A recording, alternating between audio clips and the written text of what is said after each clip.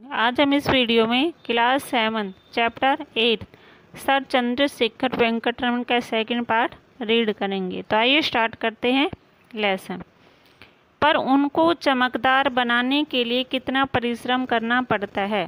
तुम तो जानते ही हो कि भारत में नोबेल पुरस्कार पाने वाले 2 व्यक्ति थे। अब एक मैं ही जीवित हूँ, इसलिए मेरी मुसीबत है।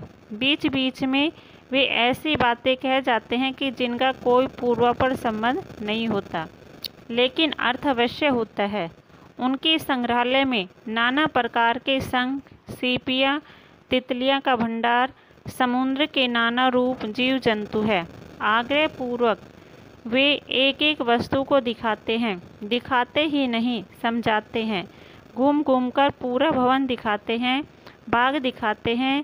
क्या क्या बनाने की उनकी कल्पना है, यह सब बड़ी आत्मीयता से समझाते हैं। और बीच बीच में सहसा हमारी ओर मुड़कर कह उठते हैं, क्या तुम इस बारे में कुछ लिखोगे? मैं जानता हूँ तुम कुछ नहीं लिखोगे। फिर एक क्षण बाद कहते हैं, यदि लिखो तो यह अवश्य लिखना कि ऊपर की मंजिल की खिड़की से चारों ओर का दृश्य बहुत मनोरम दिखाई देता है। और फिर संध्या मेघों की तरल छाया में दूर तक फैली हुई हरित वसना पहाड़ियों और ऊंचे वृक्षों की स्निग्ध दृष्टि से देखते हुए कहते हैं, है ना बेंगलोर सुंदर? मैं कभी उनकी ओर देखता हूँ, कभी चारों ओर के सौंदर्य पर दृष्टि डालता हूँ। इन दृष्टियों के भीतर भी तो सब कुछ सुंदर ही सुंदर है। अचानक दृष्टि ब्लैक बोर्ड पर अटक कर रह जाती है। उस पर विज्ञान के किसी सिद्धांत के बारे में कुछ लिखा है। कह उठता हूँ, कितने सुंदर अक्षर है, मोती जैसे। वैज्ञानिक रमन मुस्कुराकर कहते हैं, विज्ञान आदमी को सौंदर्य को ही प्रेरणा देता है।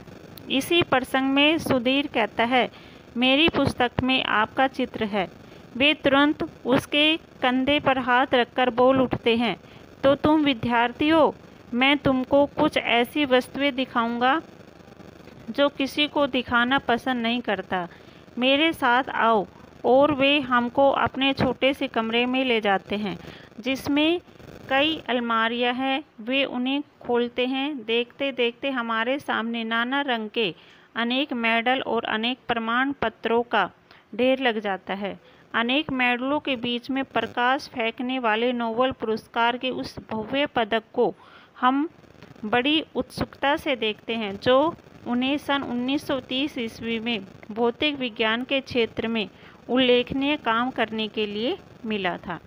श्री रमन ने अपना जीवन भारतीय अर्थ विभाग में असिस्टेंट अकाउंटेंट जनरल के पद से आरंभ किया था, लेकिन शीघ्र ही वे विज्ञान के क्षेत्र में आ गए और फिर तो विश्व के सर्वोच्च कोटि के वैज्ञानिकों की श्रेणी में पहुंचकर ही रुके।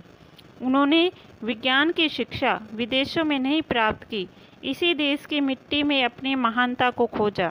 समुद्र को देखकर उन्होंने कल्पना की कि स्वच्छ जल में होकर जब प्रकाश चलता है, तब प्रकाश के फैलने की प्रक्रिया में नाना प्रकार के रंग उत्पन्न होते हैं। उनकी इस खोज के बारे में सोचते सोचते न जाने हम कहाँ चला जाता हूँ कि सहसा सुनता हूँ वे कह रहे हैं, इस पदक को देखो कितना सुंदर है। सहसा झटका लगता है, लेकिन जब उस बोर्ड पर लगे हुए पदकों को देखता हूँ तो सचमुच ही उनमें भारत रत्न का पदक सुंदर ही दिखाई देता है। उससे सुंदर एक और पदक है कलकत्ता विश्वविद्यालय का। गलतफहमी न हो, यहाँ भौतिक सौंदर्य की चर्चा है और मैं जानता हूँ उन्होंने इस शब्द का प्रयोग इसलिए किया कि कुछ क्षण पहले मैंने अक्षरों के सौंदर्य की प्रशंसा की थी। एकाएक वे बोल उठते हैं, आओ आओ, आप लोगों को कुछ और सुंदर वस्तुएं दिखाएं। Thank you.